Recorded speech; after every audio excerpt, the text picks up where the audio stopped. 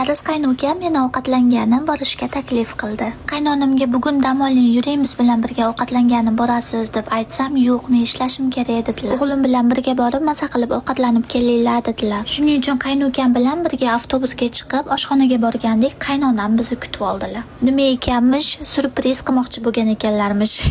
Lekin men ham o'ylagandim bu yerda nimadir nito'dir. Xullas, eshakday oshxonaga har xil ovqatlar sotadigan joyga keldik. Bitta tarelkam ichida ham pasta bor, ham makaron bor, ham pitsa bor, ham sushi bor. Bir xil ovqatlardan charchagan insonlar bemalol shunaqa bufet oshxonasiga kelib har xil ovqatlarni to'yganicha yeb ketishi mumkin. Faqat bu oshxonaga kirishdan oldin bir martalik bilet sotib oladi, 2 soatning ichida xohlagan narsasini xohlagancha yeyishi mumkin. Bitta tarelkadagi ovqatlarimizni yeb bo'ldik, endi qaynonam bilan ikkinchi tarelkani to'ldirgani ketyapmiz. Bu oshxonada nafaqat koreyskiy ovqatlar, balki-da chet elning ovqatlari ham bor ekan. Bu yerda non polov ham bor ekan. Men uni qaranglar, nima topib oldim.